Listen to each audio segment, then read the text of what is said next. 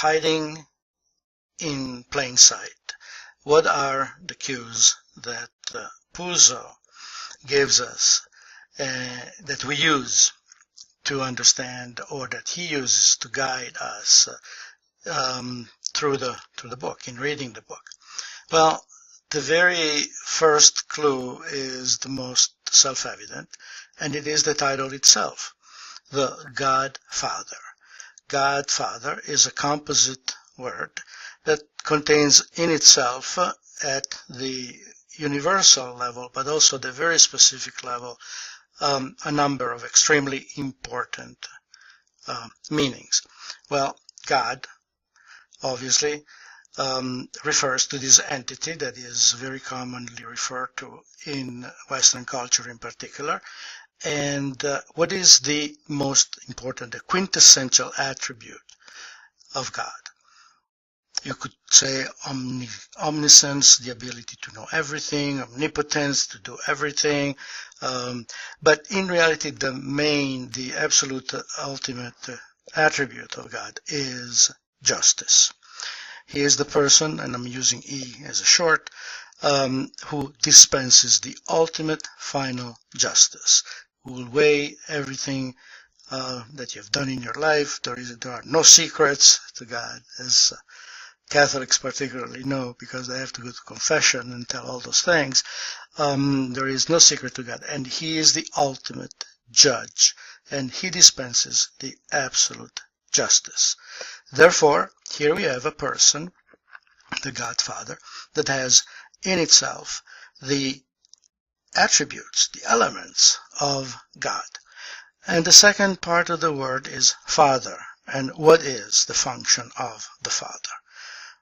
Well, I would say that the primary function is protection. Provide and protect. So here you have condensed into one word the two basic meanings of the role and the function of Don Corleone: to be God, to dispense justice, and to be Father, to protect and provide for his own family. There is an additional culturally determined meaning in the word Godfather. The role of Godfather in Sicilian society is extremely important.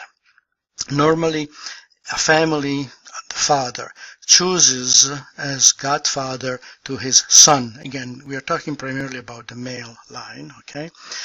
Chooses someone who has a higher status.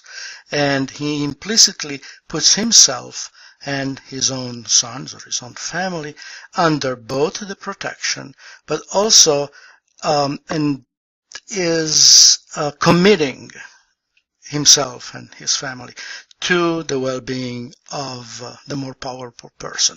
It's a clientele.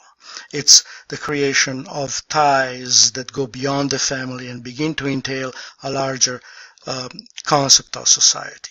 So the Godfather in Sicily takes his function extremely seriously. He is more powerful. Normally, he comes from a higher status than the family of the child, and for that reason, he takes care of that child in special ways.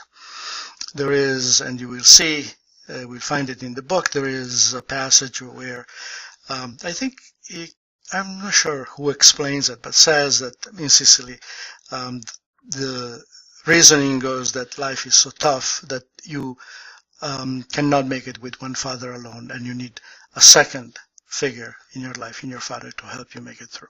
So here it is, the God and the Father. When we talk about justice, what justice are we talking about? Well, it is the internal justice that allows that particular subgroup, that sub-society, to function effectively according to its own rules. If you are inside, you're going to get the benefits of it, and at the same time, you will have to play by the same rules. This is why the Don is so deeply offended by the fact that Buonasera never went to offer him friendship. And when it came to justice, Buonasera wanted nothing to do with mafia.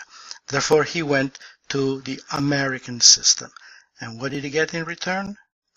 Now, obviously, this ties in with the notion that we have seen throughout the course, the notion of Italian being a discriminated group of people with very, very few rights, badly treated, kept in a condition of subordination, and frankly disregarded in very poor consideration by the establishment.